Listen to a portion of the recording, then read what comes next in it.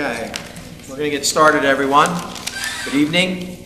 Compliance with the Open Public Meetings Law. I wish to state that on December 12, 2014, the notice of this meeting of the Upper Township Committee was posted on the official Township Bulletin Board, mailed to the Cape May County Gazette, the Atlantic City Press, the Ocean City Sentinel, Ledger, the Herald Times, and filed with the Township Clerk. Tonight's meeting is being video recorded up to and including up to the open session until the closed session portion of the meeting, and will be available on UTTV Channel 97 and on the Upper Township website. I hereby direct this announcement made a part of the minutes of this meeting. I would ask all to rise for the salute to the flag. I pledge allegiance to the flag of the United States of America and to the republic for which it stands, one nation, under God, indivisible, with liberty and justice for all. Barbara, could you call the roll, please? Mr. Barr? Here. Mr. Coggins? Here. Mr. Insera? Here. Mr. Young? Here. Mayor Colombo? Here. All members are present. Okay. Someone like to make a motion to approve the minutes, both the regular session and closed session from December 8th. Motion to approve? Second. Is there any corrections, deletions, omissions that anyone's aware of? Hearing none. Would you call the roll, please? Mr. Barr? Yes. Mr. Coggins? Yes. Mr. Insera? Yes. Mr. Young? Yes. Mayor Colombo? Yes. Motion is carried. All right. So now we'll move on. Barbara, do you have anything for us this evening? I just have one thing. I'd just like to go over our holiday schedule. The township offices will be closed at 1:30 on Christmas Eve, and will be closed on Thursday, December 25th and 26th in observance of Christmas. The offices will reopen again on Monday at 8:30 a.m., December 29th. If your regular trash and recycling collection day falls on Thursday, December 25th, your trash and recycling will be collected on Friday, December 26th. If your trash and recycling collection day falls on Friday, December 26th, you'll hold your trash and recycling until Monday, the 29th. And for your convenience, we do have a drop-off center at the Public Works Garage. More information can be found on that on the Township website as well. Next, other than, I'd just like to tell Mr. Insera that it's been a pleasure working with him, and I wish you well in everything in the future. It's been my pleasure. That's all I have this evening, sir. Thank you. Thank you. Daniel. Nothing at this time. We do have contract negotiations and personnel matters for closed session, and Tony as well. Wish you well in your future, and thanks for your service. Thank you. Paul. Thank you. Just two updates. I'm sure everybody's been seeing in the newspaper regarding the Army Corps of Beachville. We did get the official copy of the contractor schedule, and it does show that the Beachville is going to start on, in the area of Vincent Avenue the first week in April, and then they're going to work south through the rest of Strathmere, Well Beach, and Sea Isle, and then in September, after the birding season is over, they would come back up and finish the north end. I have had some discussions with them, trying to get another meeting between now and the start to discuss how they're going to handle potential continued erosion issues if there's any storms between now and that start date. They may look at trying to, if there is no birding activity at the beginning of the contract, to maybe start and work a little bit north of Vincent and try to get as much as they can before any birds come. But that'll be a day-by-day kind of situation come springtime. Well, if they don't do the north end first, we potentially won't have any birds to nest there because there won't be any place for them to nest. So, I mean, that north end is where we're critical. So we really need to stay on top of this. And we will. And if you remember, during the 2009 Beachville, that's what happened. We had the birding restrictions. There was no habitat. So, in conjunction with the DEP and U.S. Fish and Wildlife Service, we were able to come in and do the fill in the north end during the the restricted birding season. So that's one of the things we'll be coordinating, and I'm trying to ask the DEP to have a meeting, to have those discussions and start those discussions now, so that as we get closer to March and April, that we we're on top of that situation and be able to act accordingly. At least maybe the option of having some sort of temporary temporary fix, as it were, maybe not the full amount of sand or whatever, but something that would at least help to shore up that north end and even part of the inlet section. I know some of the sand's coming back, but still minimal. Yes. You know, I guess if there's any positive out of that, at least they'll be coming back to Strathmere after potential summer season storms, that hopefully won't get any. But on the flip side, you know, that we could have continued erosion and really be worse off by next year or next fall, when they'll probably potentially get back there, than we have this fall. So, you know, we really need to see if there's, you know, any chance of contingency plan or something to at least help us get through a little bit of the existing, you know, situation that we have there now. So I agree. And then the other thing I wanted to let the committee know, the switch did go, you know, for the changeover for the telephone system did happen on Friday. You know, fortunately, there was, you know, limited, if any, disruption. It was minimal to the public, you know, to notice that the phones were down. We did have some internet and data connection issues that I think we just finally solved this evening. So that was kind of a long period of time. But, you know, as far as from the public side, there was no interruption for service for the township residents needing to get service from us. Well, as an aside, I want to thank Ed.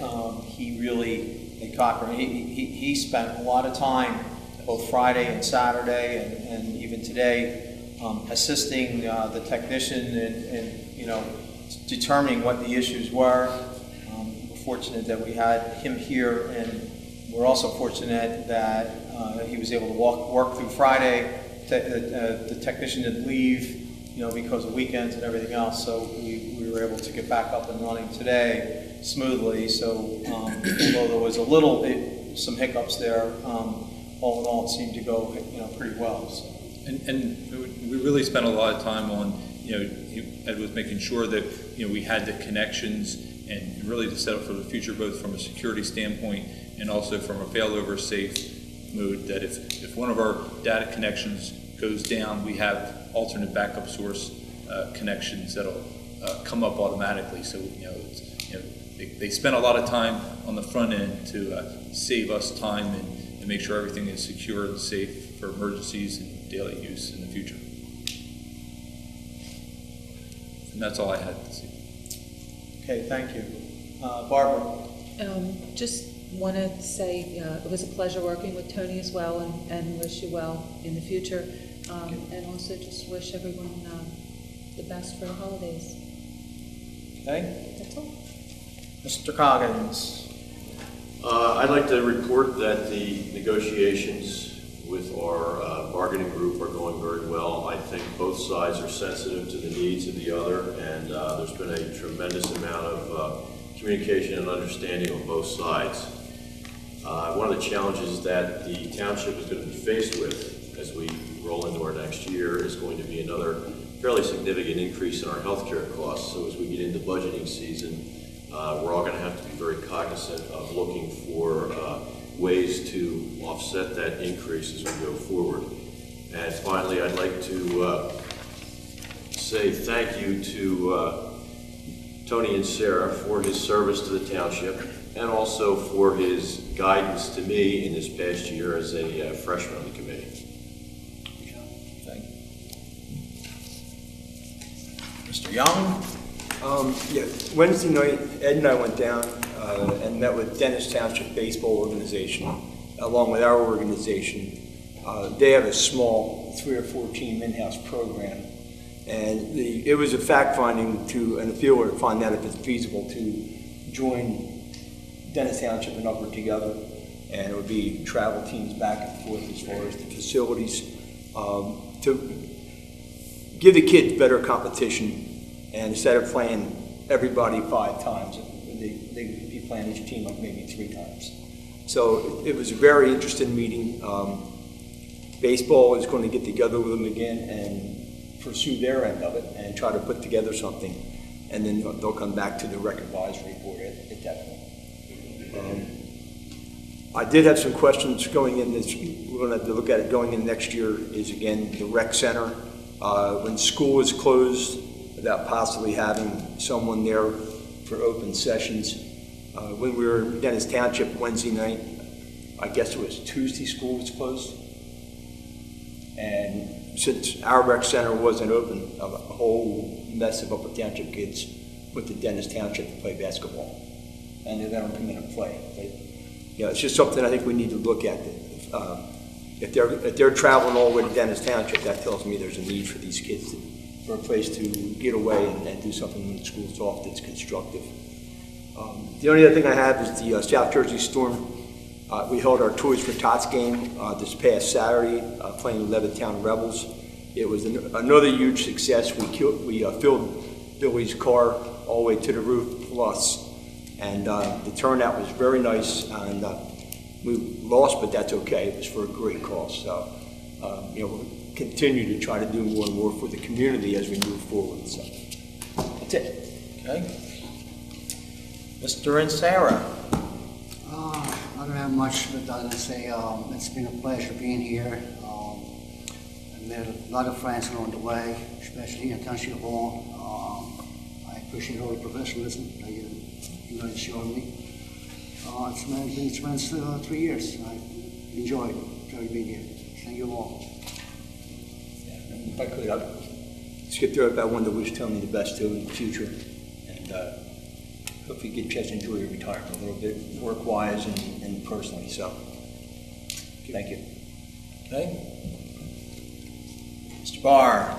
Okay, I'd like to thank Tony for his service to the township and also to the Ansera family for loaning him out to us.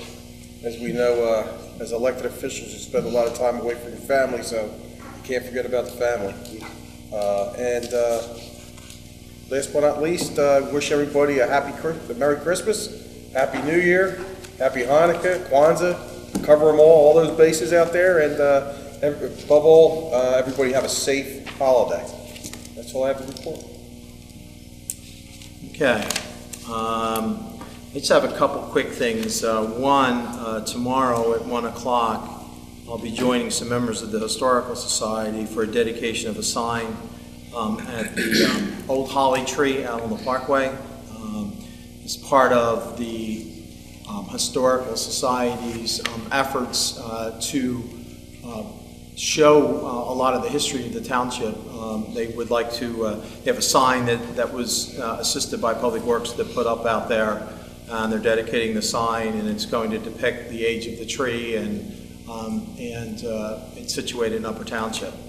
And to add to that, I don't know if anyone's had a chance to walk through the corridors, but there are a number of really good pictures that the Historical Society gave to us to hang up throughout the township that depicts a lot of the history of the township. So if you haven't had a chance to see them as yet, I would certainly welcome anyone to come in and take a walk down the corridor to experience the rich history that Upper Township has. I'd like to remind everyone that there's a number of church groups that are participating in food drives right now. Certainly I would ask all of you to do the best that you can to help out your fellow neighbors. One, I know the Knights of Columbus has a big food for the needy, and they also work to put together meals and toys for tots. They combine the whole celebration. It's a complete Christmas dinner as well as toys. So if you know of any families that could use something like that, I'm sure that they'd be willing to help out any family that's in need. It's not, you don't have to be Catholic, you don't have to be a certain religion. It's open to anyone. So besides that, I would again reiterate that this is the time to certainly give of yourself, and if you can help out those that are a little less fortunate. And I would also like to say Merry Christmas and Happy Holidays and Happy New Year on behalf of the Township Committee and all of our employees of Upper Township, We work very hard for the residents of Upper Township. We will continue to do so in 2015. And the reason why I'm putting this out is this will be our last meeting before the new year. Our next scheduled meeting will be January the 5th. That'll be our reorganization meeting. That meeting will be at 6 o'clock, and you're all welcome to attend. Finally, I too would like to acknowledge Mr. and Sarah's dedication to the township over the past 3 years. It is not easy to serve on this township committee. I know sometimes people think that we just have one meeting every 2 weeks. The fact is that we don't have a business administrator. Each member that serves on this township committee is responsible for the departments that they have responsibility for. And all of us put in a lot of time, and I know Mr. and Sarah has put in a lot of time over the years serving as a liaison to Public Works. So I'd also like to wish you well, Tony, and I do thank you for your service to the township, your dedication and the time that you put in, because I know that it does take a lot of time, more so than most individuals can imagine. So thank you for that. And I think with that, I'd like to lead into a resolution that the Township Committee has put forth for Mr. and Sarah, and I'd like to read it. So it says, whereas Committeeman Anthony and Sarah will soon depart his seat on the Upper Township Committee, where he has served with integrity, good faith, and dedication from January 2012 until the present. And during his public service to the Township, Tony has served as the Township's Deputy Mayor, Director of Revenue and Finance, Director of Public Works, and a member of the Upper Township Planning Board, the Upper Township Green Team, and the Township's liaison to the Upper Township School Board. It is most appropriate that Tony's tenure of public service, commitment, and leadership to the Township are publicly recognized, and that this Township Committee extends its sincere appreciation to Tony. Now therefore be it resolved by the Township Committee that we extend our deepest thanks to Tony and Sarah for his years of dedicated public service as a Township Committeeman, and acknowledge his continued dedication and desire to serve the residents of Upper Township as a local business owner, and that this committee extends to our colleague and friend Anthony and Sarah our very best wishes for continued happiness, good health, and success in all his future endeavors.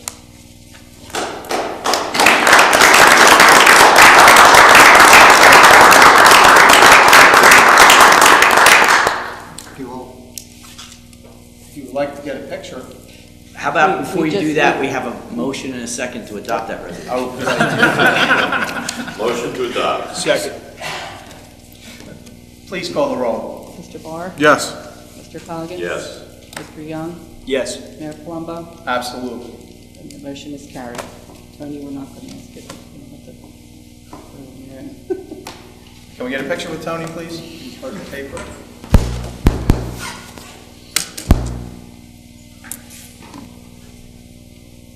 We might actually all fit in this picture. Some of the ones in the back.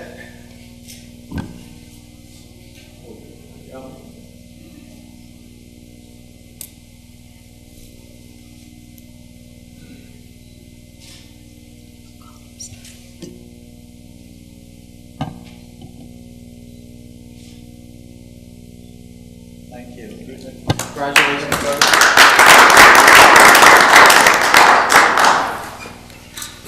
But I would remind Mr. and Sarah that he is still Township Committeeman until December 31st, and I know that he will certainly fulfill his responsibilities as well. This is just that it's our last meeting, so, for the year. Okay, so let's move on to the rest of the resolutions, please. Item number 2, honoring William J. Brown for his long and distinguished record of service to the Township of Upper. Move the resolution? Second? Would you call the roll, please? Mr. Barr? Yes. Mr. Coggins? Yes. Mr. and Sarah? Yes. Mr. Young? Yes. Mayor Palumbo? Yes. Motion is carried. And we'll invite Mr. Brown here at a future meeting so that we can honor him as well. Okay, item number 3, honoring Michelle Previty for her dedicated service to the Upper Township Municipal Alliance Committee. Move the resolution? Second. Would you call the roll, please? Mr. Barr? Yes. Mr. Coggins? Yes. Mr. Ansara? Yes. Mr. Young? Yes. Mayor Palumbo? Yes. Motion is carried. Item number And again, we'll invite Ms. Previty to a future meeting so that we can also recognize her services to the MAC program. Item number 4, authorizing a contract with Pamela Davidson for clerical services in the offices of the municipal court on an as-needed basis. Move the resolution. Second? Please call the roll. This memorializes the discussion from a past meeting. Mr. Barr? Yes. Mr. Coggins? Yes. Mr. Ansara? Yes. Mr. Young? Yes. Mayor Palumbo? Yes. Motion is carried. Item number 5, authorizing the American Cancer Society to hold a Relay for Life event at Amanda's Field on June 26th and June 27th, 2015. Move the resolution. Second? Would you call the roll, please? Mr. Barr? Yes. Mr. Coggins? Yes. Mr. Ansara? Yes. Mr. Young? Yes. Mayor Palumbo? Yes. Motion is carried. And we have representatives from the American Cancer Society Relay for Life event. And we look forward to hosting you this year and certainly offer our services in any way we can to help you have a success with your event as it comes up in June. We'll put together a couple meetings so we can make sure that we have everything in line that you need. So we'll contact you or bring you to a rec meeting so that we can take care of that. Thank you for embracing this event. Really, it means a lot to us. I'm looking forward to it. Absolutely. I think Mr. Young and I, and hopefully other members of the committee, will join you that evening. Item number 6, accepting the bid and authorizing the execution of a contract with Qual Light Sports Lighting for the supply of sports field lighting at Amanda's Field in the amount of $129,923.39. Move the resolution? Second. And this is memorializing the discussion we had at the last meeting. Would you call the roll, please? Mr. Barr? Yes. Mr. Coggins? No. Mr. Ansara? No. Mr. Young? Yes. Mayor Palumbo? Yes. Motion is carried with 3 in favor. Item number 7, authorizing the purchase of electrical supplies and a tire lift from 2013 capital improvement bond ordinance in the amount of $13,790. Move the resolution? Second. Would you call the roll, please? If I do it, I'm sorry, you had a discussion? Yeah, what's the electrical supplies?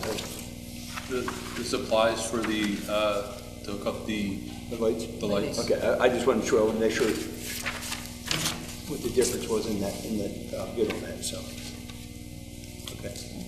Would you call the roll? Mr. Barr? Yes. Mr. Coggins? Yes. Mr. Ansara? Yes. Mr. Young? Yes. Mayor Palumbo? Yes. Motion is carried.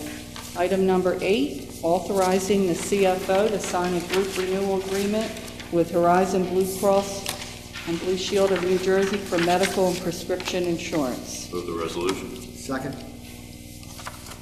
Okay. Would you call the roll, please? Mr. Barr? Yes. Mr. Coggins? Yes. Mr. Ansara? Yes. Mr. Young? Yes. Mayor Palumbo? Yes. Motion is carried. Item number 9, authorizing the mayor and township clerk to sign a contract with Marsh and McLennan Agency for insurance and broker consultant services. Move the resolution. Second? Would you call the roll, please? Mr. Barr? Yes. Mr. Coggins? Yes. Mr. Ansara? Yes. Mr. Young? Yes. Mayor Palumbo? Yes. Motion is carried. Item number 10, authorizing the CFO to withdraw funds in the amount of $1,250 from the account entitled Recycling Trust for a trash and recycling presentation for Upper Township school students. Move the resolution. Second. Would you call the roll, please? Mr. Barr? Yes. Mr. Ansara? Yes. Mr. Coggins, I'm Yes. sorry, excuse me. Mr. Ansara? Yes. Mr. Young? Yes. Mayor Palumbo? Yes. Motion is carried. Item number 11, authorizing an amendment to the shared services agreement with the Upper Township Fire District for website services. Move the resolution? Second. Anything we should know in particular of this, Dan? No, it's renewing all those agreements for a year.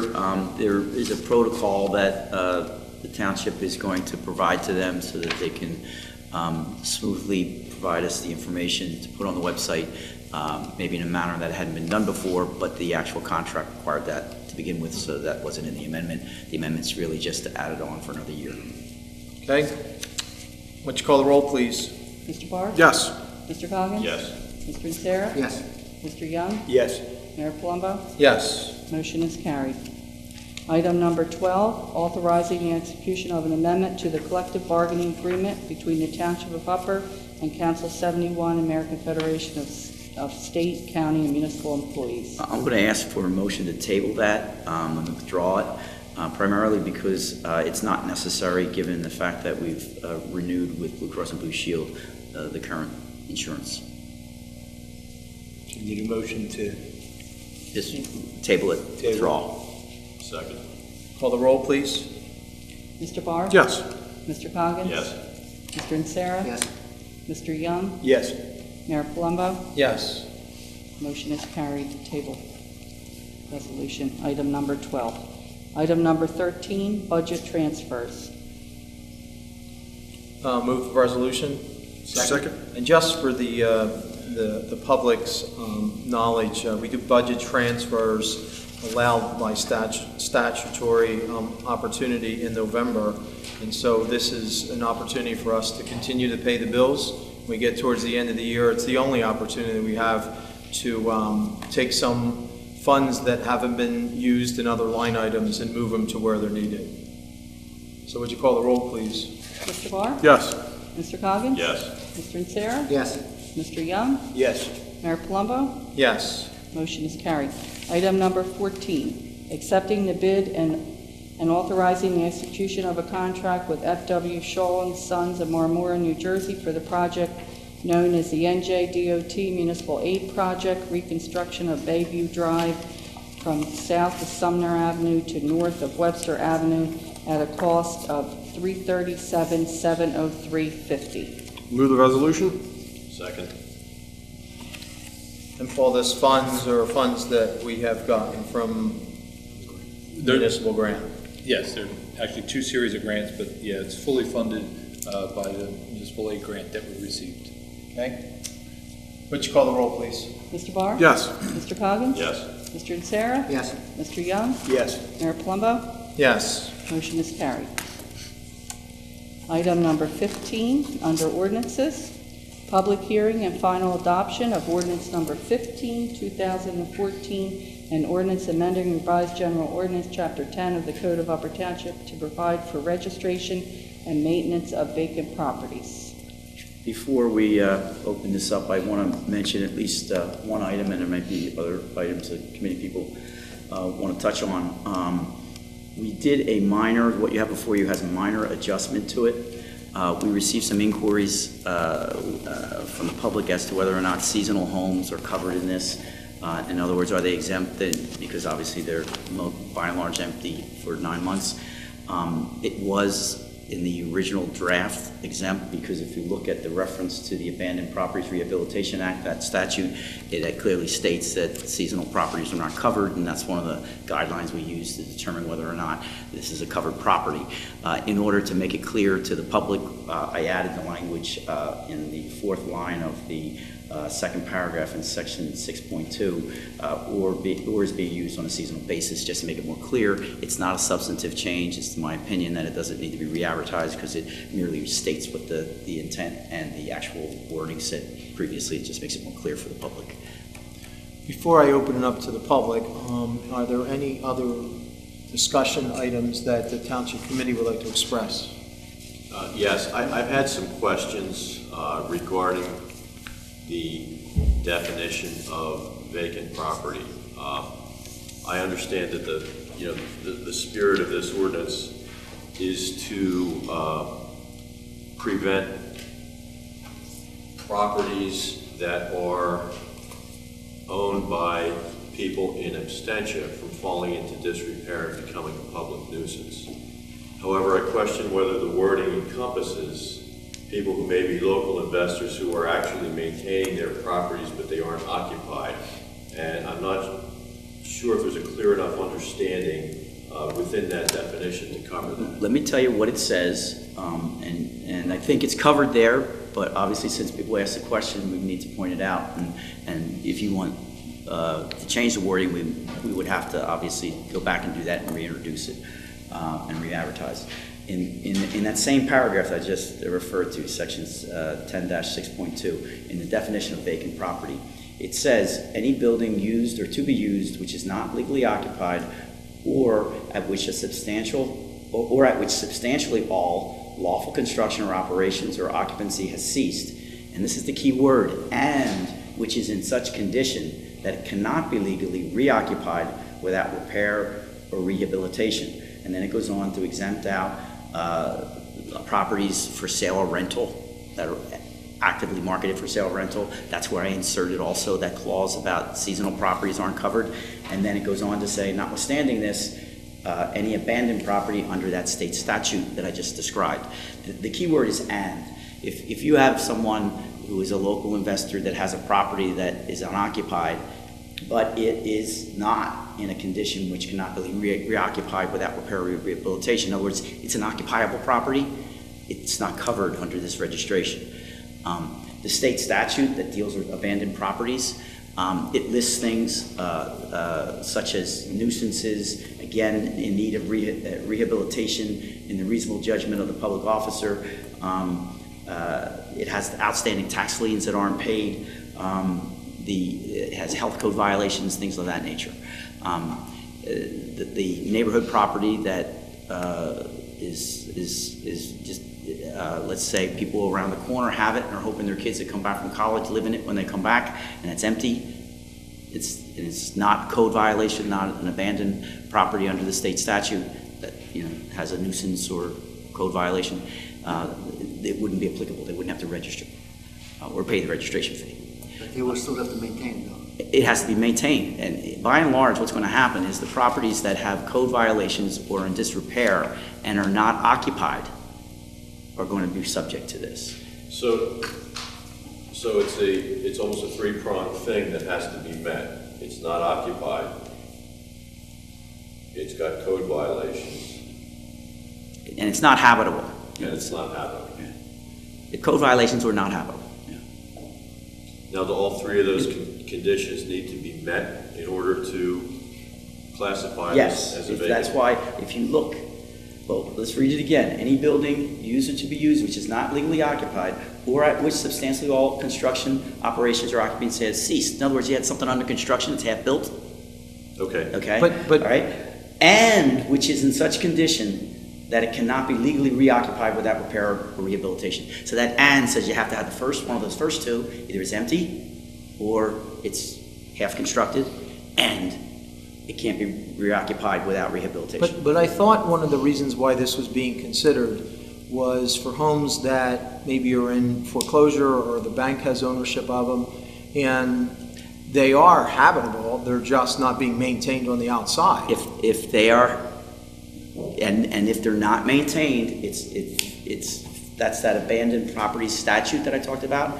If it's a nuisance, a health violation in the code, then they can be subject to this. So then, to Mr. Coggin's question, I thought you were asking that does all three criteria have to be met? And it doesn't sound to me that... Yes, it does.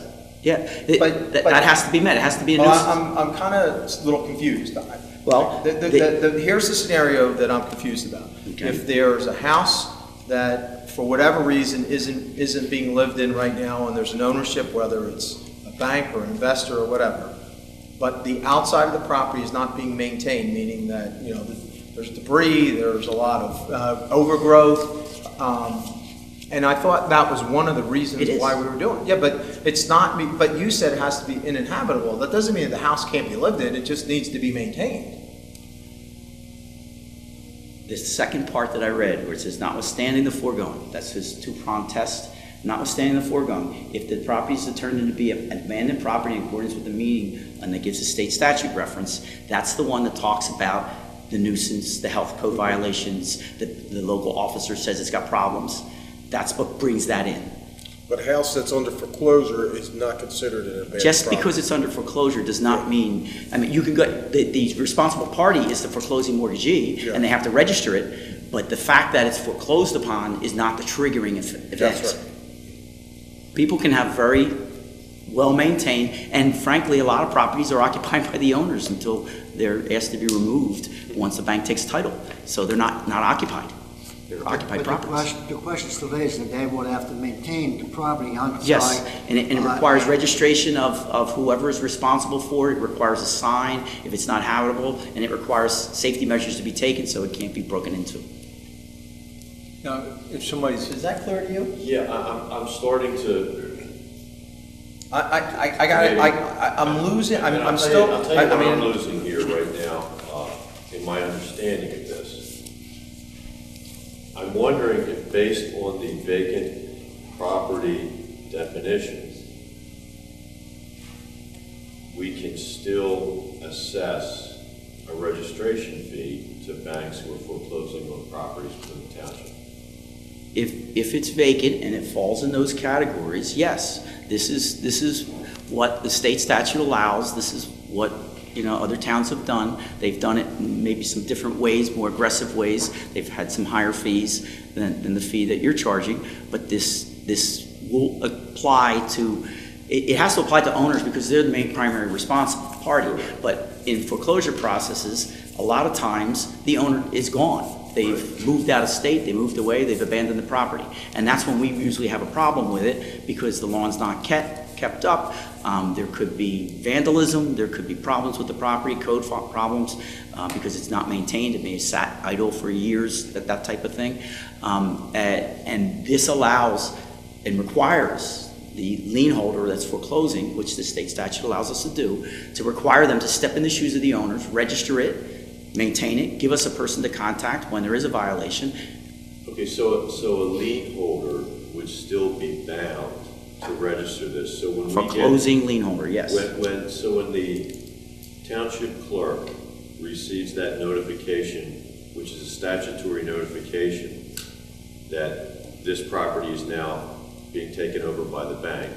Well, what happens is they get a notification that a foreclosure has started in this state, and that's a legal action against the owners and against the property, that you haven't paid your bills in terms of your mortgage, and now we have the right to sell it at sheriff's sale.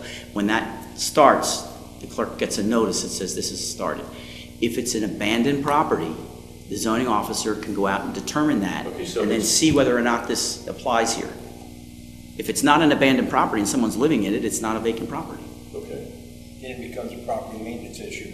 It's a property maintenance issue just like So anything else. Somebody was to buy a property that's in disrepair, and their game plan is 6 months down the road, they're gonna fix it up. Do they have? It depends Is upon there whether it's got a leniency for code that? violation. If it has a code violation and there's a problem with it, then they're going to have to deal with that code violation. Right. If it's just they're repairing it, if it's actively being repaired and marketed for sale or whatever, then it's not covered under this. There's an exemption for that.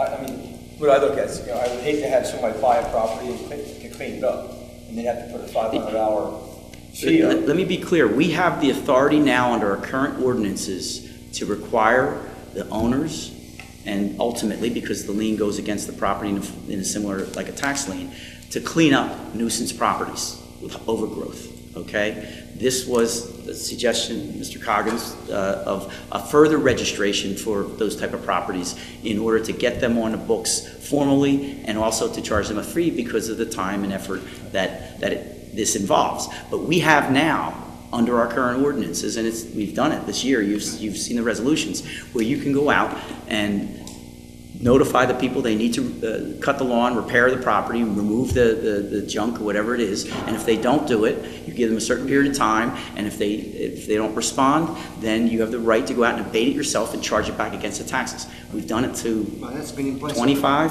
houses approximately. Several, there's been quite a few of those. Again, Yes. I'm not clear on, if I go out and I buy a property that's in disrepair, and again, it's gonna sit for 3 to 4 months while I put my package together, and there's some violations there, do I have to pay that $500 fee, or can I come in and say, here's my game plan? Well, that's a judgment call because you haven't done it yet. If you've actually put a permit application in, then it's being rehabbed. Now, you may have a separate code violation that it's not safe. There have been properties over the years Right. that the code official has gone out and said, this isn't safe. I don't care if you're going to fix it or not, but if it's not safe, it has to be made safe. Right, again, my concern is we're gonna charge somebody $500 for something that 3 months down the road is gonna be, starting to be fixed. I'd rather see them put the $500 into the repair. Well, first of all, $500 is registered once a year. So Right. if it's already registered, there's not going to be, this new owner's not going to get hit with a $500 fee. Okay. Okay? And if there are outstanding code violations, if you buy it and you don't get those code violations remedied from the seller, then they follow the property. Okay. That's law, that's. Yeah, I just don't wanna hinder people from going out and purchasing properties and putting This money. shouldn't have any effect on that at all, other than the fact that, and frankly, the code officer would have the authority to say, okay, come in with your permit, and it's under construction. Okay. And is there an appeal process for this? You could, well, if you get fined, you go to municipal court, just like any other code violation. If you're fined, you can go to municipal court. And that's how we enforce it. If somebody doesn't do it, the zoning officer would have to fine the person and summons them, and they would have their day in court. Just like if you were speeding, you get a speeding ticket. What I'm looking for is if somebody comes in again and they're 30, 60, 90 day, and they don't want to pay The that prosecutor $500, would what's have the process? discretion, and it would be just like, did I have a code violation? Was I ordered to clean up the eyesore in the yard and I didn't do it? It's the same thing. Okay. Now, it's up to you. If there's too many concerns and you want to table it, you can. Because of the dates that are in the ordinance itself, it will have to be revised and re-advertised if you wanted to bring it back. Well, tell you what I'd like to do, and if this is allowable, I'd still like to open up for the public hearing to see if there's anyone that would like to address the Township Committee, and then bring it back to us, and if there's still concerns, then we can table it at that point, but I think it might help us go through this process if there's any individuals in the audience that would like to address the Township Committee on this particular ordinance. So with that, I'll open it up to the public to see if anyone would like to come forth. And what I would ask is, because we are videoing this, is that you state your name and your address, and then voice your concerns that you may have. So who's first? Come on, don't jump. Come on, please. Your input, is certainly important to us as we make these decisions. So. You saw it would push me forward, right? I saw that. And I was clearly just going to sit here and listen. Well, My that's name's Peter Schuler. I live in Petersburg, New Jersey.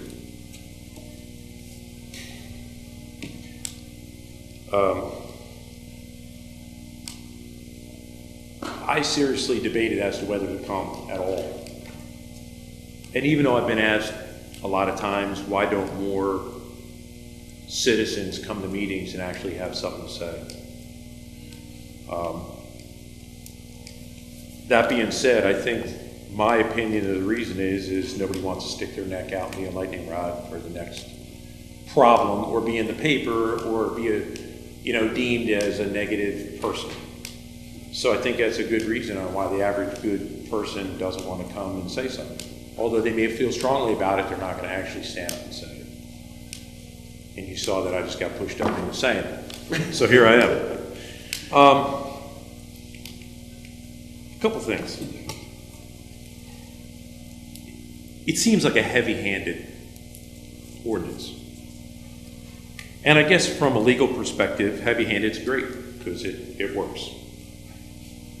From the community that we're in, the township that we're in, growing up here, being here for over 50 years, there's people that live in dirt houses still and $5 million houses, so we got the whole gambit here. We have a big, diverse community that I'm really proud of, and I'm happy we do. When I see stuff like this coming down the line, I don't feel it fits the spirit of our community at all.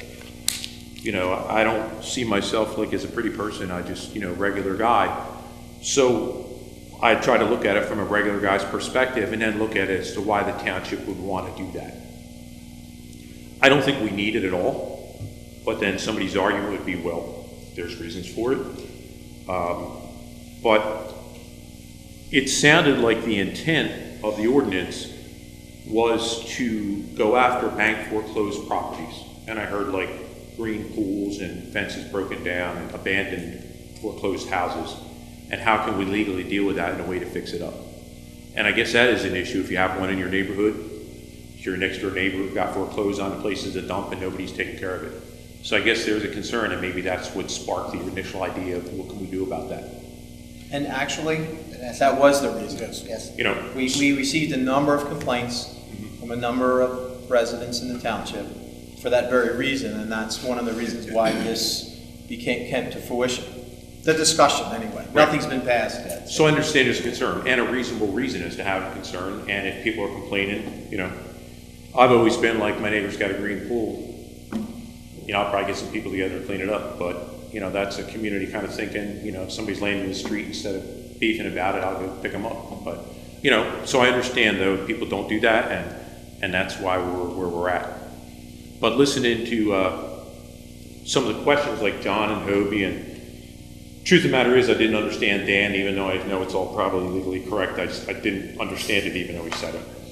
But I do understand a couple of things, and the biggest ones, you know, there's people in the township, and they're mostly, you know, not mostly, but a lot of business owners have invested in the township. They buy properties for their kids or rentals or do whatever, which I think is a good thing.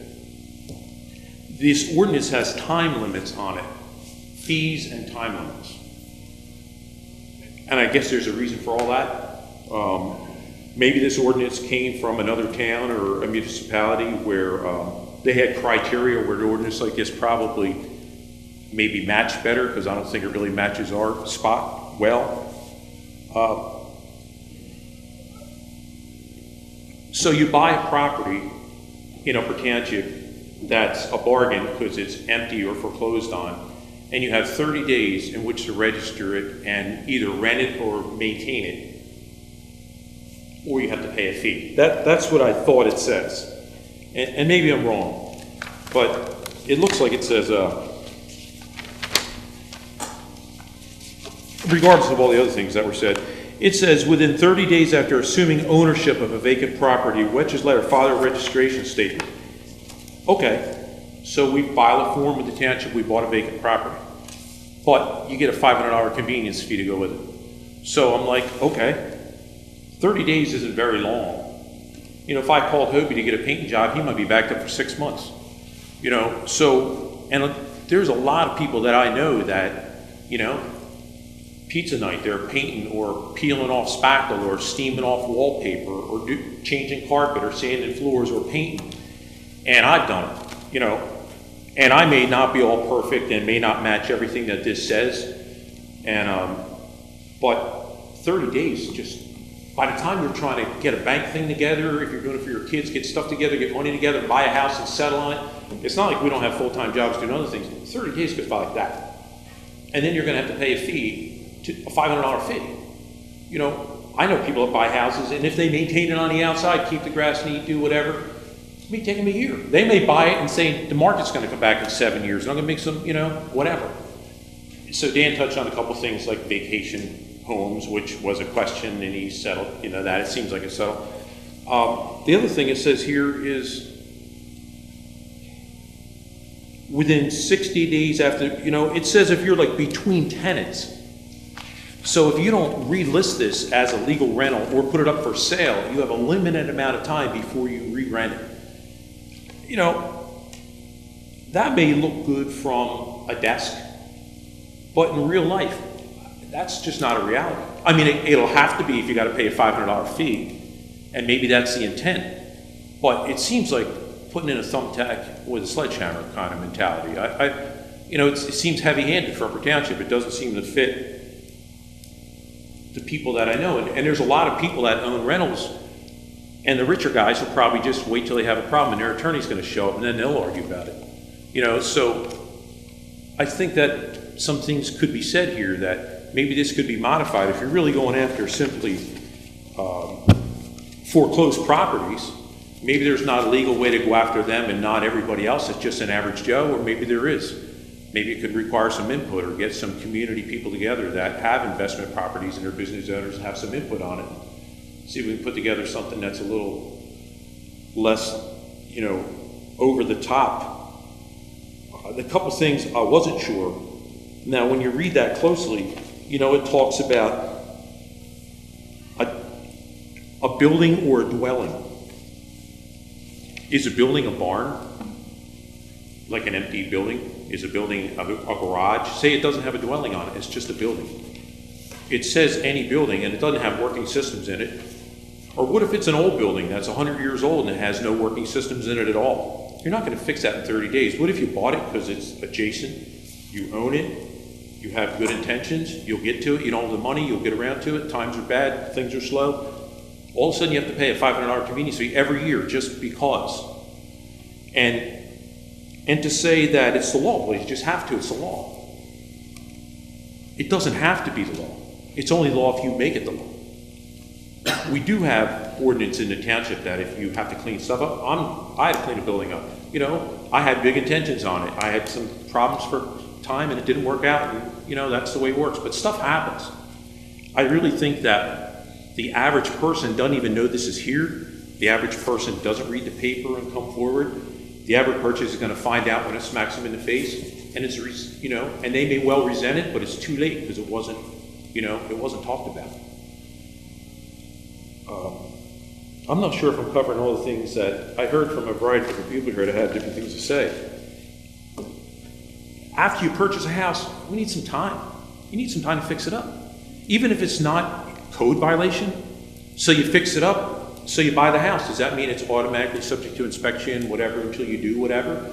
Can you just paint it, fix it, carpet it, sand the floors, spackle, you know, all that kind of stuff, which aren't necessarily permittable things? Can't you do that when you have spare time over a period of time or with your kids or whatever? I'm looking to purchase one now, get my son back from college and co-sign with him and get a house and fix it with him. I don't have spare time. I'll do it when I can. It might take me a year. You know, and to add a $500 fee to it, it just doesn't feel right from a community perspective from an average person. Extended time between tenants. Now it says you have to secure the property along with state guidelines, all those fancy words. What does that mean? Does that mean you have to board your building up? Because I know security business, locking it, you break in the window. So what does secure mean? Does secure mean like when the hurricane comes and you board up all your windows and doors and that's the way the house is going to look? The neighbor that you're complaining about their pool is going to have plywooded up windows and doors with an 18 by 24 sign on it. Scarlet letter? I mean, it kind of feels... So how long does a house last with a sign on it advertised vacant before it's stripped of plumbing and electric? I mean, I see it every day. I put security systems in houses, new construction, to keep them from stripping them while they're building. So I think there's some things, you know, that we could talk about. So you're going to make a list and it's going to go where? Is this like a secure list that nobody gets to see, or does it go to the rescue squad, fire department, township, public record, open for anybody to see? Pretty soon we have a list of every house that nobody's around, so you're like a target. I just have some concerns, and there may be all legal answers for all these things. I just would like to see some more input from the community as to addressing this before we get burdened with another tax. And you know, I know there's a lot of words for what you may call it, but it's just another hardship. So for somebody here that's trying to fix something, to do side work, to go out at night, weekends and do something, you know, it's just another hurdle. More paperwork, more registration, take off work, meet an inspector, pay a convenient $500 fee. And if you don't, it's $500 to $1,000 for each offense, which is daily.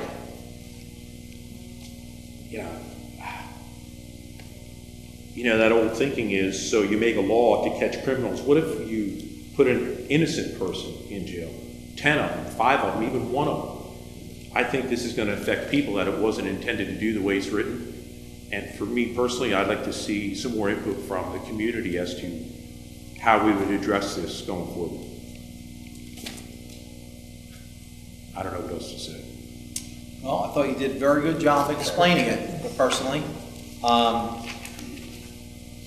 Mr. Young, I think part of... You know what? The intent of the ordinance, which the committee asked me to draft, was modeled after other towns that have done it. It raises $500 per vacant house. All of the problem items that we have had to date with code violations, we can still rectify without this ordinance.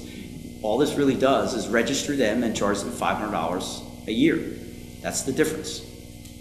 And if I understand it correctly, I mean, you can still work on the houses and everything. The primary objection is the cost of the registration fee, and why should I have to pay that if I'm fixing this house up And 30 days, 60 days. 30 days, 60 days, Christmas will be here and gone before you know Well, it. you can always change that if you wanted to. I mean, the timeframes aren't built in stone. And I understand where Why Pete's- time limit at all? Where Pete's going, if you apply for a permit, a lot of times you're 6 weeks just waiting No, for your my permit. point is that wasn't the intent of why I understood I was asked to draft this. The question was, I think, Woodbine, which is a much more onerous, I don't know if you've read Woodbine's ordinance, but Woodbine was the example that the Township Committee had read in the papers and asked, should we have something similar to that? Much more onerous. It passed in October, and it triples fines and quadruples fines, and I would bet my life that the majority of the people wouldn't have no clue. This is generous. I'm not arguing for the ordinance, I'm just telling you the history. Yeah. Okay? So let me just finish.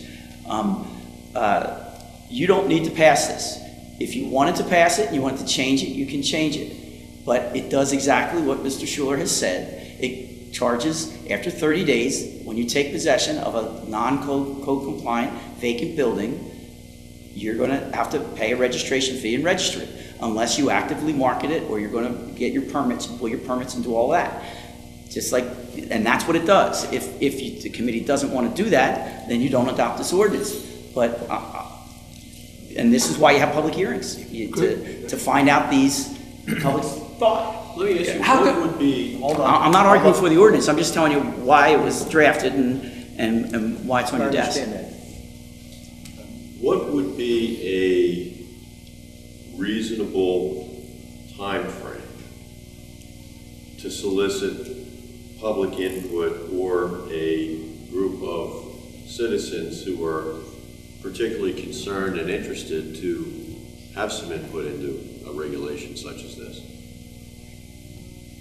You're asking me to speak for other people? I have a hard enough time speaking for myself. Well, obviously for yourself, but I mean, and that question is actually open to anybody. Couple months? No, wait, we can't have a conversation. If somebody wants to, they have to give us their name. Well, and let so me help we- you a little we bit. can, we can bring you up, but if you would. I understand. If You know, I I may. have a hard time speaking for anyone else. You know, Yeah. it's tough to get the community to pay attention. You listen to the paper, there's like 5 people here. You know how many property owners are up, and we're just like the little guys. There's big guys that own properties and tons of them, and they have attorneys, so maybe they just don't need to come. They'll just argue about it or pay attorney to fight with you. You know, so it costs us money for litigation, the township as a whole. Enough time to advertise it, let people know, and I don't even know how to do that. I'm just saying something reasonable. If I may, if you don't act on this tonight, and if you change it, it has to be re-advertised, reintroduced, and so there is no time limit. You could spend as much time reviewing it as you want after tonight if it's not adopted. Or maybe we're just not ready for an ordinance like this and we have to rethink this a little bit. I mean, I think, I think the problem is, if there's an abandoned home and somebody's willing to invest and take over the property and at some point enhance it, I think what was originally suggested is that something like this be considered so that there's some assurances that at some point the property will be addressed. And I mean, I don't necessarily think that having an ordinance, you know, it may not be needed. I mean, you know, we have a zoning officer, we can enforce. I'll be honest with you, the reason this ordinance was adopted was to register the vacant properties that fit in this category and charge them a fee that's commensurate with the amount of administrative costs that the clerk's office and the zoning office has dealt with. That's reasonable. The actual enforcement of the code violations Still and through the the zone. nuisances, we already have those Right. rights. And so, you know what, before we make a decision, is there anybody else who would like to at least can we hear from other people first? Is getting a construction permit, you know, along the way, a way of one of us guys who buys a house? I mean, if I hire Hope and he tells me 6 months, can I get a minor permit as an owner, which a bank wouldn't do and a foreclosing property wouldn't care about, but we would? Is there some way to allow us to do that would fit That's my, something that- that's not. that's my concern. That's the, if a construction, if you remember what I read, it says any building you use is not legally occupied or at which substantial lawful construction operations or occupancy has ceased. So if you're in construction, obviously, it could take you 9 months to a year in a normal course. Right. And sometimes in a bad economy, it takes 5 years. But either way, the 30 days doesn't, that's still, that's very cumbersome for anybody. So, 60, But I want you to remember, we have other ordinances and codes that address problem properties. This is really just a registration fee. Right. That's all this is. And the timeframes are flexible. If you still want the fee, but you want to change the timeframe, you can. But if I understand Pete's comments, he thinks it's a bad ordinance and a bad idea, and why raising $500 on this? You already can fix it other ways. Yeah, I'm just saying that the intent, I understand the intent. I'm just saying the spillover to maybe what the intention was, and it's still gonna affect them. And if you say, well, we're gonna selectively enforce it, which you really can't, and say, well, we're only gonna pick the ones, once it's law. So when, I know all you guys a little bit, say you're not here and you get somebody else. They can dust it off in $1,000 a day. And maybe that was the intent when it was originally created by the original committee person, but it doesn't, once it's law. And to change it later, that's a huge thing. So I just think we should be careful before we make it set in stone. We're not Chicago or Detroit, and I understand there's a lot of issues around the country, and in New Jersey. And maybe I just only see it from my perspective, but that's all. So if a permit, maybe there's some suggestions could be made, with some group of some sort, and something that would be good for the community itself, and then the committee dealing with foreclosure. But again, with the permit process, we also don't want to tax the construction office. If somebody comes in and gets a random permit just to undo, the rule, and then, 6 months go by, 7 months go by, that permit expires unless you do some work. So it could create a quagmire with follow-ups. When we looked at this originally, I looked at this as bank foreclosed, abandoned properties that have had existing conditions. So to me, if Pete buys a property and in 60, 90 days, the place still looks like a dump, and he has code violations, then he would have to register that property. But after We it have went through 30, the you can make it process- 60, 90, you can change it. after it went through the process of Shelley going out, giving you violation notice, and handling that. If he doesn't comply, That can be then should go reworked to into do effect. that, but my understanding of his comments is that still wouldn't be acceptable. You really don't understand the registration. That's the objection. Are you asking me, do I want to spend $500? I don't have to. What It's about- clear.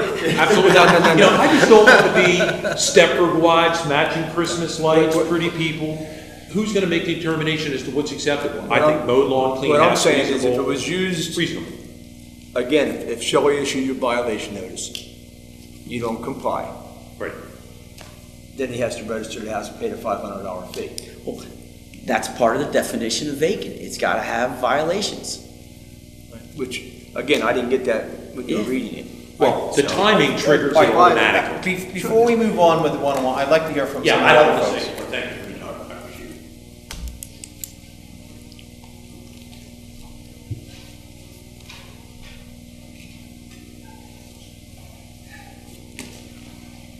Christina Wright, 1581 Route 50, Petersburg. The last issue was of the $500 and the fee. If it was labeled to a bank, to a lien holder, when they were taking possession from a prior owner, I would understand it and I probably wouldn't be here. I purchased. That issue was raised, and I have to research it. No, but I understand that. You can't treat, the bank has money, so therefore we can assess them, but an owner who's doing exactly the same thing as the bank, you can't discriminate unless there's a valid basis. And just because the bank doesn't, there's no difference between a bank owning a property and an individual owning a property from the law's point of view, okay? So you can't treat them differently. It's called equal protection under the law. So if I treat an owner differently than a bank, and they both are doing exactly the same thing, that's just you're discriminating against the bank. Well, I'm looking at it in like a 3-phase. You have the original on a foreclosed property, not just a person who's not maintaining, not taken care of, leaves and abandons the home, but still owning it, paying taxes and such. I buy short sale foreclosures. I was in a couple today that I looked at that were bank owned. You have an owner that's not paying their mortgage anyway, initially, so they're not gonna register their home when they leave it. They're not gonna pay the fee. They're not paying their mortgage. They're not paying their taxes. Then it takes anywhere from a year to 5 years now because the banks are overloaded. We all know we're in a foreclosure time frame before the bank takes it. Now, when the bank takes it, I think absolutely that they should be notifying that they're in that process. They probably should be, and they're sending the letters to the homeowner that they're too far behind and that short sale or foreclosure processes are coming. On that one aside, because I think that was touched on enough, with maintenance, I think we have enough laws already that aren't enforced. Many of the properties I own, the properties nearby, are full of trash, unkept. Some of them, because we're in deer season, still have the deer remains from last year on the property. And now this year's are rotting. There's plenty that can be enforced that's already on the books for cutting the grass and maintaining and so on and so forth. I don't think it has to be looped into this one. The sign that is asked to be put on the properties. When a house is winterized for the banks, for foreclosure, the winterization sticker on the house is no bigger than this Post-it stamp sticker. I see these. I look for these. So do thieves. The two houses that I was in today, one outside is meticulously maintained. The other is overgrown, trees are falling down, branches are hanging off the power lines. Both of them are completely stripped of copper, the air conditioning units, the heaters, fixtures, everything, because they look for it. And I think that sign would be one more reason. Both of them, the access that I can see were windows. One, the window clearly is broken, the other one, the lock's broken. But a big sign with a name, an address, a number is gonna be just a big green flag to a thief. I think that the signage, I don't have a problem with. I have landlord certification or whatever it's called here that I fill out for every property that I have a tenant in for contact. I have no problem doing it. No problem with it being on the records here. But I'm not gonna put a sign out front that says, here's my name, here's my number, nobody's in this house. I might as well leave the key in the door. The sign and the fee are the biggest problems I see. Everything that I've bought in this township has taken me 4 to 9 months to rehab because they're so destroyed by the time I get them. And $500 on each one is gonna be a lot in the long run. So I know I'm kind of all over, but I think it really needs to be looked at, reread, a lot of consideration. Nobody's gonna put a sign out front what they have in their house. But if you put a sign out front that your house is unoccupied, you just open the doors. And the sign's a big problem that I have with the ordinance. Okay, thank you. Thank you. Thanks. Anyone else?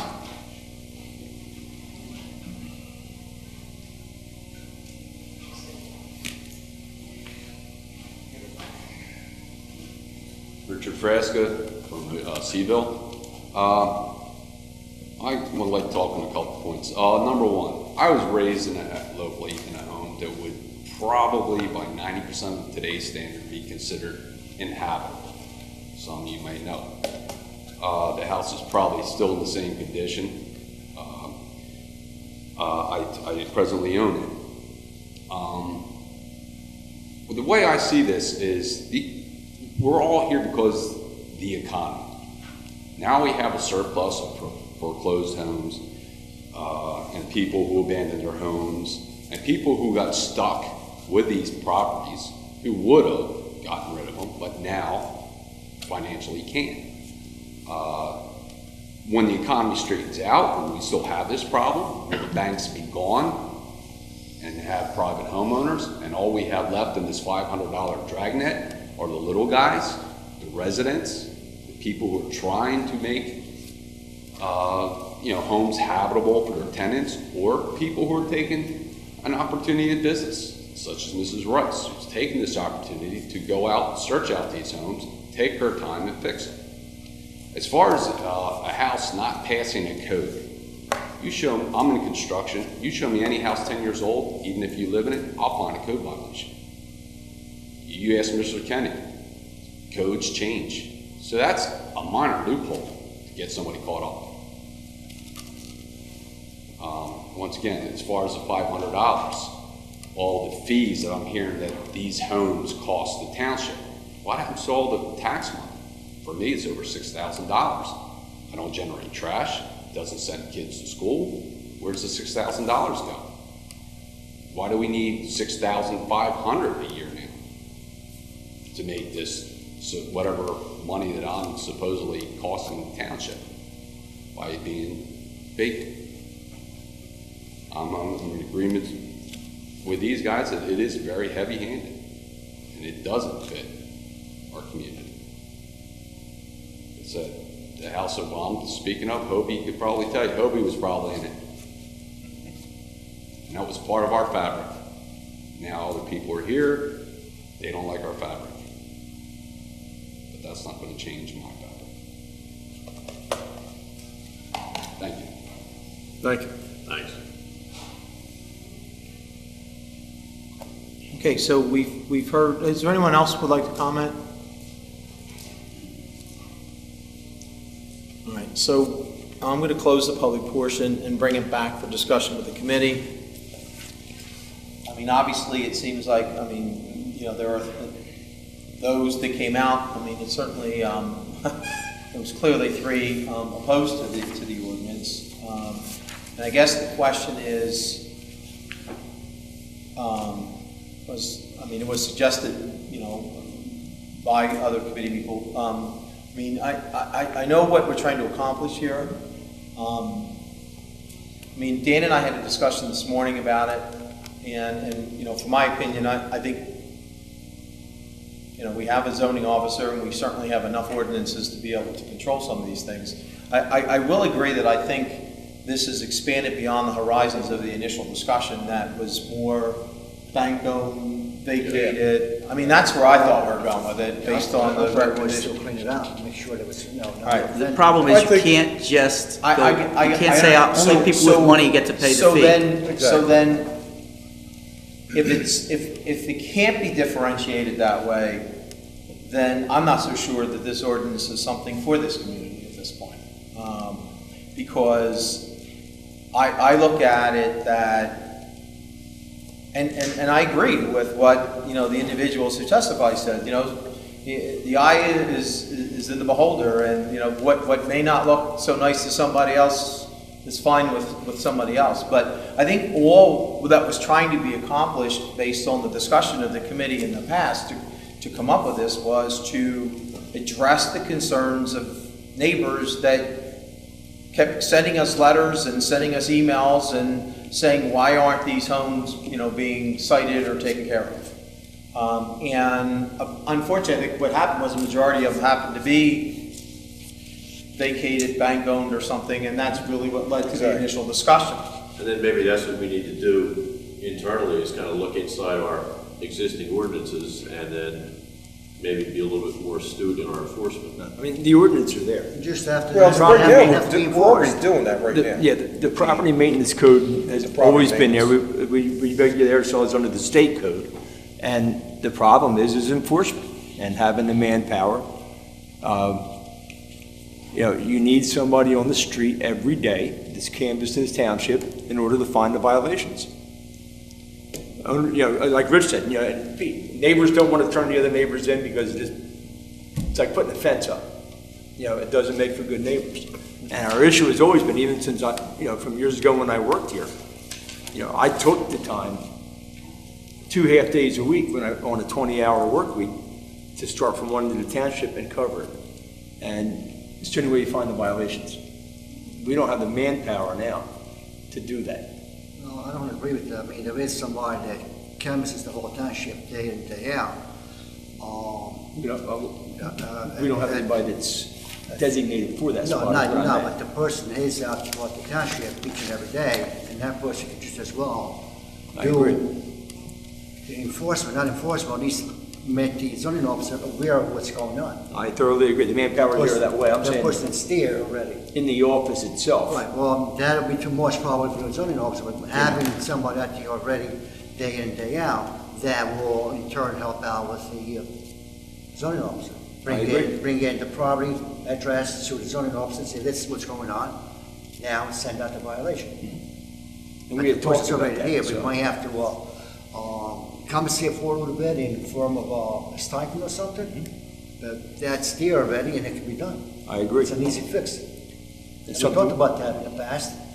For some whatever reason, we have not gone to that yet. Yeah, that's what we discussed it earlier It last has year. been but discussed, but we have not gone to that yet. So I think that moving forward, that's something that should be addressed. I thoroughly agree, Tim. And then, it's the method, the mechanism is in place, we just have to, Again, I have no problem with this fee and forcing them to register if they have not complied or they're continuous. well, again, there is a. That's a whole different there's issue. a violation, you get a violation if you don't comply with, you get a summons, if you don't comply with that, then the township has the right to go Well, in. then it's contempt of Do court. what they have to do and charge to the property, whether it be the bank or the home. So it's already in place. Well, let's kind of summarize here. I mean, I think there's absolutely a valid argument to say that 30 days, if this ordinance were to go forward, is really not a number that is reasonable, probably. I mean, if you look at 30 days, if somebody was in a purchase now in 30 days, they'd be lucky if they could even make an appointment to get in at some of our, within 30 days. And so that in itself is probably enough to at least table what's been offered. I mean, again, this is my opinion.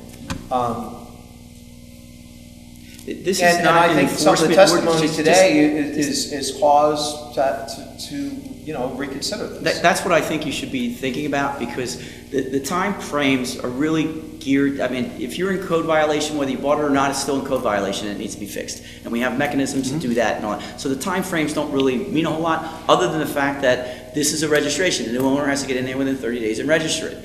I forget the woman's name, but she mentioned the landlord registration statement. You have the same kind with Bureau of Housing and our municipality, I don't believe, has a rental ordinance, but many municipalities, like, you'll file with the clerk, the registration statement. But it's a minor registration fee. It's not a $500 fee. This is a $500 fee. That's the biggest difference that this ordinance makes, is you have to register and pay a $500 fee. But we And can if you come don't up with think a that's different fee appropriate- structure though, right? You could change the fee structure, but I'm not sure, given what they've told you tonight, that that's going to satisfy the concerns that have been expressed tonight, because the fee was geared towards offsetting supposedly costs of the township, and the folks tonight said, you're making a bad situation worse with the fee. There might be some other issues with the signage and whatnot, and that was something John and I talked about. You're putting a notice out to everyone, you got an empty house here. So that was left intentionally vague because we didn't want big signs. And the same thing about security. Some of these ordinances say you have to board them up, and we didn't want boarded up houses. So that's why it was worded vaguely. But on the other hand, the essence of the intent of the ordinance is a registration fee. And I frankly think if you don't want to charge a registration fee, you should vote to withdraw the ordinance. If you're not going to have a registration fee, there's no sense even having an ordinance. That's my point. That's the whole purpose of the ordinance. But what I'm asking, I think what we need to do is look at this again, try to identify what we're trying to accomplish. Number one, we're trying to accomplish identifying properties that are vacant.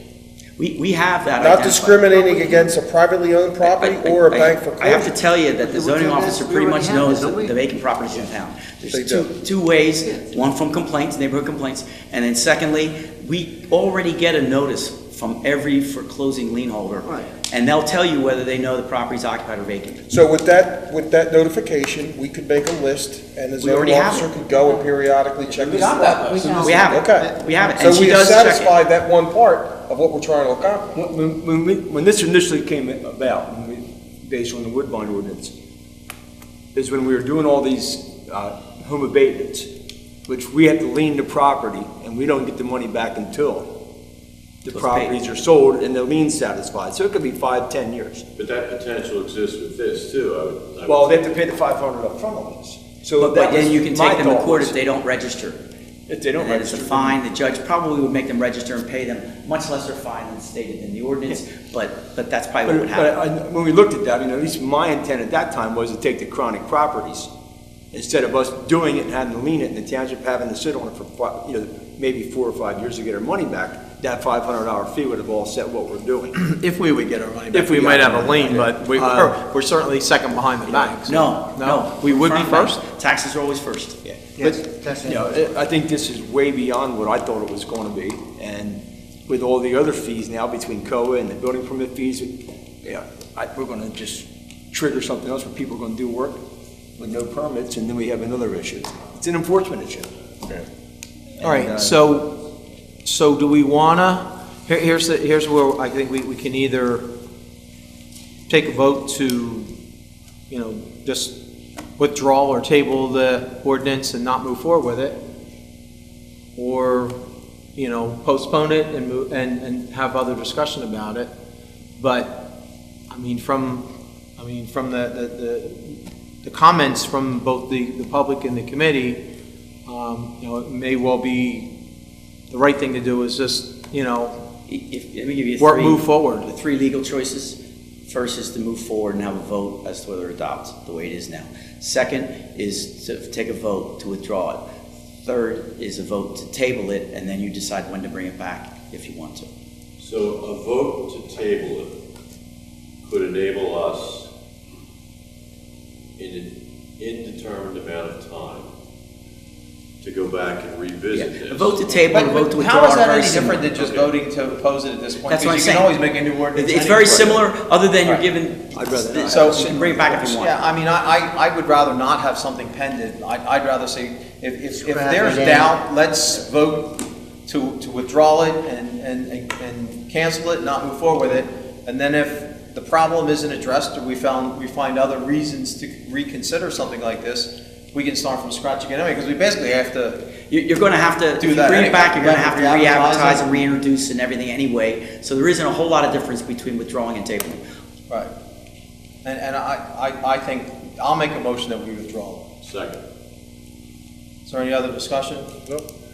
Would you call the roll, please? Mr. Barr? Yes. Mr. Coggins? Yes. Mr. Sarah? Yes. Mr. Young? Yes. Mayor Palumbo? Yes. Motion is So carried. if I could Ordinance. interject here and say that the Township Committee does listen to individuals when they come in, and that, for those that are watching this on the video, maybe I'm giving an advertisement here, your comments are important to the Township Committee, and it's certainly something that was, so there was some lively discussion and great presentations by the people in the public that came forth and were willing to give their reasons for opposing it, and I think it's proof positive that good government does work. Thank you for your comments. Second that also. Thank you. Good job, Pete. He doesn't speak well. Yeah, he doesn't speak well. I thought he did a heck of a job this evening, so, anyway, thank you again.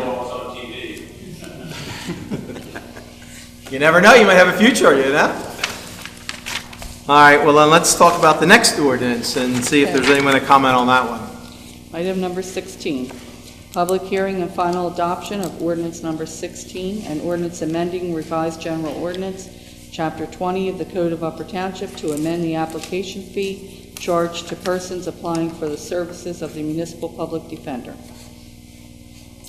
And again, before I open it up for public comment, is there any additional comments? Dan, refresh me, this was something that was The state suggested by statute state allows statute? us to charge $200 for each public defender application. We have been charging, I believe, $50 in an audit of the municipal court. It was recommended by the Superior Court to change our ordinance. Okay. A public defender is pretty much people that don't have any money to afford an attorney. I mean, I know that $50, it's not enough to cover costs, really. Now, I'm not sure if 200 is enough to cover the cost either. Unfortunately, it might be the same as the case here, that there are people that truly do not have that money. What happens in that case? That's your decision. I did not just do a asking for- review of this. This was a recommendation of the courts. It's to make the courts more self-sufficient, and apparently most other towns do charge this. Our ordinance is the exception in terms of its low fee. But can't that fee be waived or reduced by the judge at his or her discretion? Or It may waive it, yes. If you read the ordinance, it says the municipal court may waive any required application fee in whole or in part. The court determines in its discretion that the application that the application fee is an unreasonable burden on the person seeking representation. So if somebody goes to the judge and says, I have no money, but I need a lawyer, he has So the there is a authority. discretionary. You know, under the law, they're still entitled. Don't they usually allow them to roll this into, like, if they have to pay fines on it and they're paying all the time? I don't know. Or I don't know if this has to be paid up front or if it's... I believe it has to be paid up front. Barbara, are you aware of when the fee is paid? I'm not. We would have to check on it, but I believe it's paid up front. Because if you roll it into the fines, Hobie, that's assuming that they're guilty. Well, I mean, You would hope the public defender would find the innocent. Hopefully the if they public were- defender gets them off. if they were found guilty, I mean, I would say... I think it's Then paid it up should be able to front. be rolled into the fines. I think it's before he's assigned, they pay the fee. I would guess that, but I'm not sure. It's a one-time fee, right, for the public defender? Yes. I don't have a problem with the fee. I mean, It's not the problem with the fee itself, it's the problem that. And then the judge has the authority to waive it if he thinks it's an unreasonable burden on the applicant. You know, sometimes if we look at $50, it's like, most of it's nothing. I I've understand. heard there are people that $5 means the world to them, so. Again, it was recommended by the court system. It's your choice as to whether you want to change the ordinance. As long as there's a discretionary on the judge itself. They have to say, I can't afford it. So there is an avenue that they can take if Yes. need be. Yes. Okay, so if there's not any other discussion from the Township Committee, I'll open it up. Is there anyone from the public that is here that would like to address this proposed ordinance 16, 2014, and that's an amendment of the application fee charged to persons applying for the services of the municipal public defender?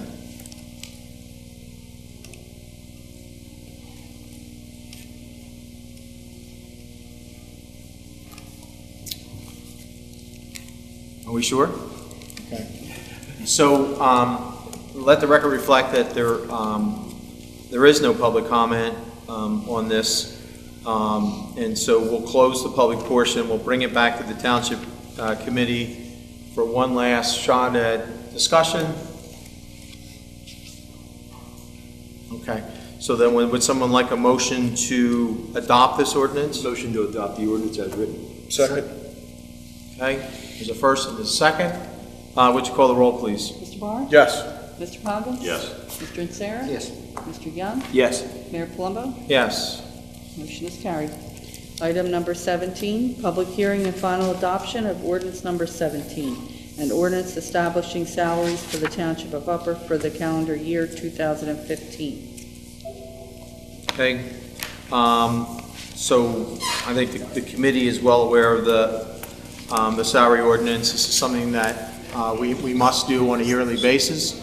And so at this time, I'll open it up for public comment. Would anybody like to address the salary ordinance as it's proposed for calendar year 2015?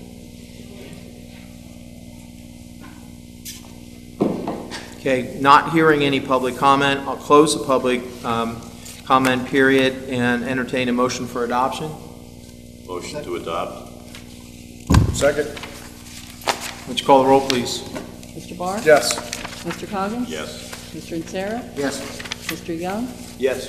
Mayor Palumbo? Yes. Motion is carried.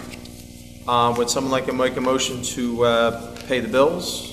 I hereby move that all claims submitted for payment at this meeting be approved and then incorporated into the full minutes of this meeting. Second. Would you call the roll, please? Mr. Barr? Yes. Mr. Coggins? Yes. Mr. Insera? Yes. Mr. Young? Yes. Mayor Palumbo? Yes. Motion is carried. There are a number of municipal department reports, clerk's office, animal control, finance office, and EMS. Those reports will be available tomorrow upon request at the Township Clerk's office, but I would like to take a motion, or make a motion to accept these municipal department reports. Second. Would you call the roll, please? Mr. Barr? Yes. Mr. Coggins? Yes. Mr. Insera? Yes. Mr. Young? Yes. Mayor Palumbo? Yes. Motion is carried. Now, there is one more opportunity for the public to comment, and that's for anything that the public would like to address the Township Committee on. Now's the time to do it. So again, I'll just reiterate that we need your name and your address because this is being video recorded, and it's important that we have your name. So, Mr. Kingston. Ted Kingston, Strathmere. My jaw hit the table. As did mine, and I know what you're going to say. Yeah, I mean, after delay upon delay upon delay, now we're told it's going to be another year. What's it take to light a fire under this township committee? Well, Mr. Mayor, other than you, who else in the township committee has ever been involved at all in anything on the beach? I mean, out of all the priorities this year in the township, the only one I can see that would be bigger is the generating station. You've got ratables at risk, you've got homes at risk. Where's the outrage? What are you gonna do? Somebody get mad? I think, Ted, in all fairness, excuse me, it's not just we as a township that are outraged about it. Sea Isle's outraged. I was with Mayor Gillian on Friday for another meeting on a different issue, and the discussion came up about it. There are a number of factors that are slowing this process down a little bit. One is, the construction, the funding, the permitting, and the mobilizing. And I think, from what I understand, and Paul, I don't know if you've heard this, but one of the dredges, they're going to use 2 dredges to do this project. And right now, currently, one of the dredges for the company that bid this is up on dry dock being repaired. And in order for them to mobilize and facilitate this project, they really want to run in tandem with 2 barges at the same time. And I don't profess to be an engineer, I don't profess to be a builder, I don't profess to be anywhere near as experience or have the expertise that beach engineer or anybody would have. So I have to rely on what some of the folks say. You don't need to be an expert to understand that starting at Vincent Road makes absolutely 0 sense. You got to be a bureaucratic idiot in Trenton or the Army Corps. I can't agree with you more. So, what are we going to do? Well, we were supposed to have a meeting this coming Friday, which was canceled, with the Coastal Army Corps of Engineers. We still hope to have that meeting hopefully the beginning of January. It was postponed mainly because the construction has been postponed. Well, I keep saying construction. The replenishment, I guess is the better word, was postponed until April. But we still anticipate having a meeting. A meeting was actually scheduled for Friday with the 3 mayors and our representatives, engineers from the 3 towns. And it was supposed to be in Strathmere. And I'm as outraged as you are. I mean, to me, it makes no sense at all. We have an existing, potentially catastrophic problem on the north end, and you would think that would be the first place they would go to. The Vincent South, really, the beaches are in pretty good shape, at least from a protection standpoint at this point. You never have enough. But, I can't agree more with you that it's just totally reversed and it's non-logical. But having said that, it doesn't mean that we're not outraged, and it doesn't mean that we're not going to reach out to whoever we can, whether it's a federal legislator or a state legislator, and get everyone involved. In fact, they're all involved anyway at this point, to see what can be done to help facilitate maybe a change. It is very interesting that the migratory birds, and for that matter, it's also affecting the migration of particular fish species as to why some of these things are taking place when they do.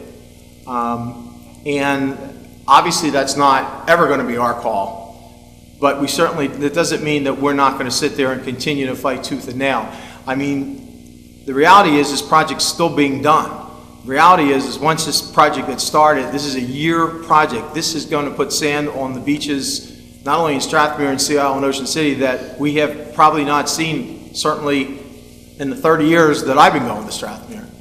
So, you know, there are some positives out of this, but the delay is only frustrating to all of us that it didn't start now. It was supposed to start in December. I mean, a couple points. One is that, you know, I wouldn't want to be responsible for putting some species of animal to make it extinct. So I have no argument with that, but it just makes no sense. There is no point for any birds to be there. So, I mean, that's just ridiculous.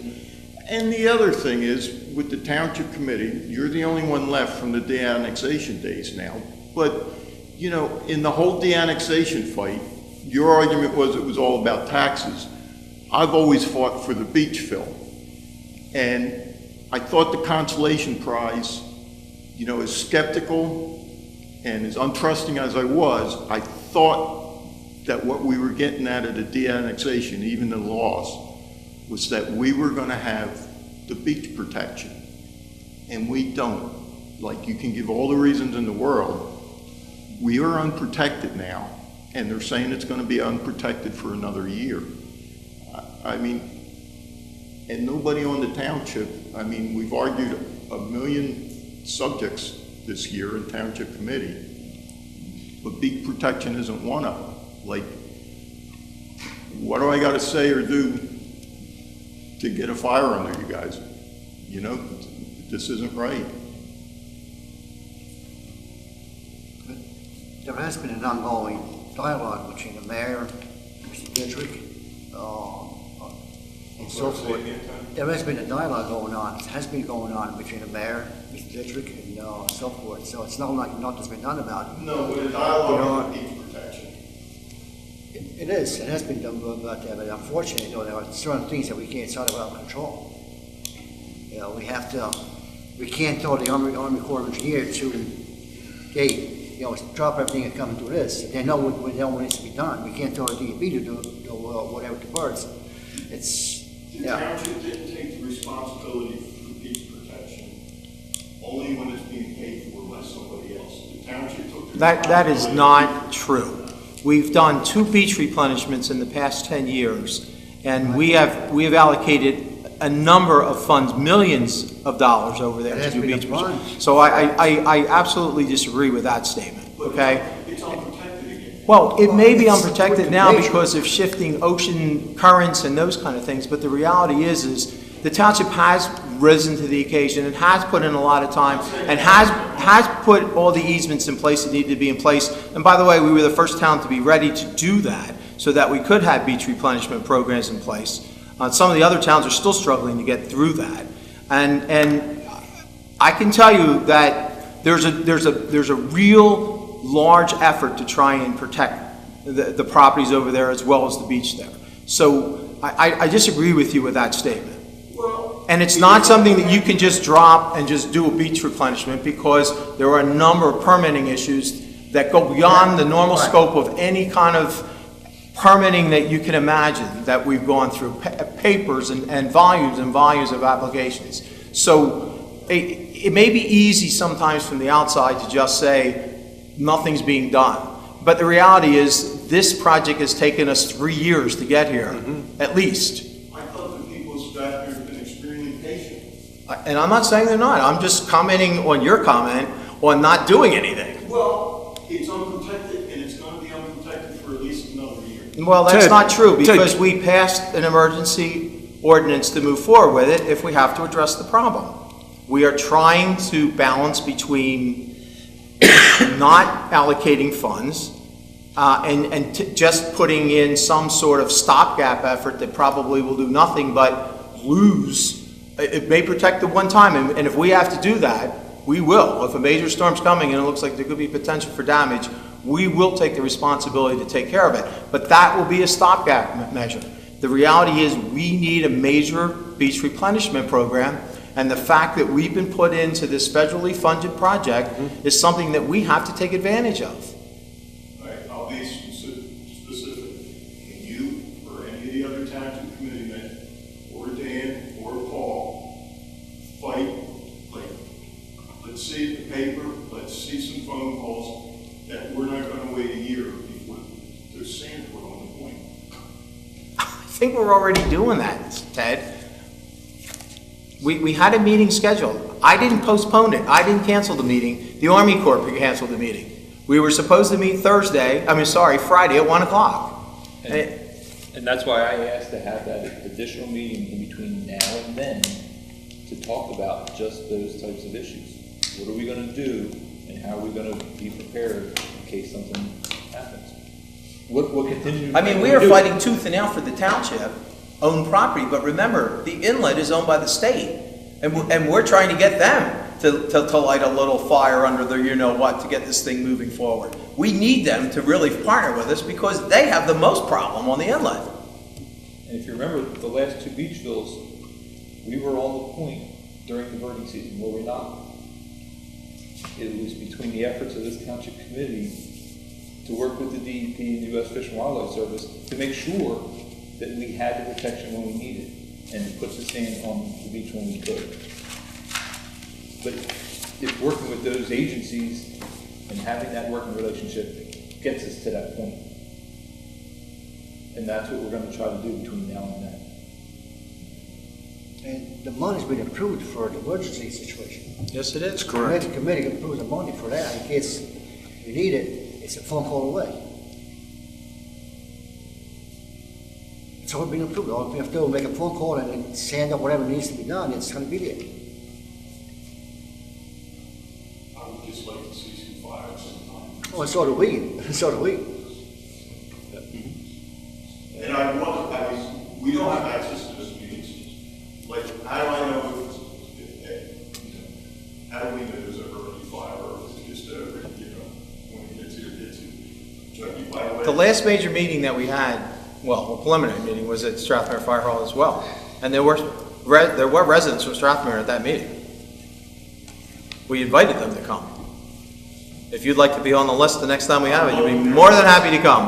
I would love to. But the only thing I would ask, that there are protocol. So understand that, it doesn't matter how much we scream and yell, they're only going to do what they want to do. So, at the meeting. I think in all fairness, in some of the earlier battles, when we showed up and screamed and yelled as members of the public, I think it had some impact. I think it had a very positive impact when we had the first project that the state DEP was involved with. I won't argue with you there. Because the commissioner came down for that meeting, we invited him down.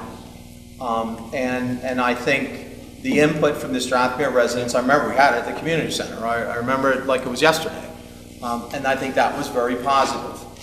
And I think we could certainly welcome people to come to the Army Corps, but they handle it a little differently. And like I said, we do need to follow the protocol because they're facilitating us with having these meetings.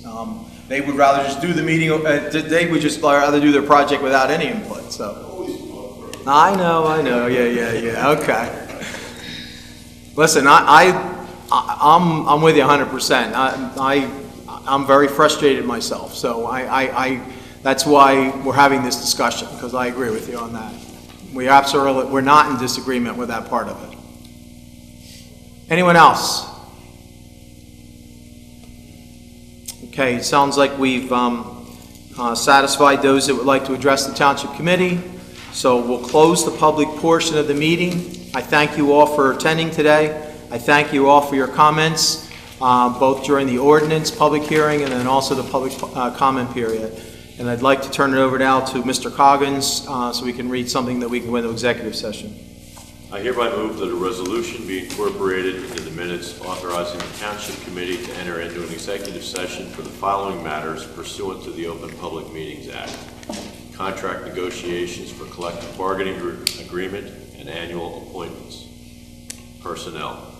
I also include in my motion the estimated time and the circumstances under which the discussion conducted in closed session can be disclosed to the public as follows. It is anticipated that the matters discussed in closed session may be disclosed to the public upon the determination of the Township Committee that the public interest will no longer be served by such confidentiality. With respect to employment and personnel matters, such discussions will be made public if and when formal action is taken or when the individuals involved consent that it can be made public. With respect to contract negotiations, such matters will be made public when negotiations have ceased and there is no longer a reason for confidentiality. Second. Would you call the roll, please? Mr. Barr? Yes. Mr. Coggins? Yes. Mr. Sarah? Yes. Mr. Young? Yes. Mayor Colombo? Yes. Motion is carried. Thank you all for coming. Have a very happy and healthy Merry Christmas. holiday season.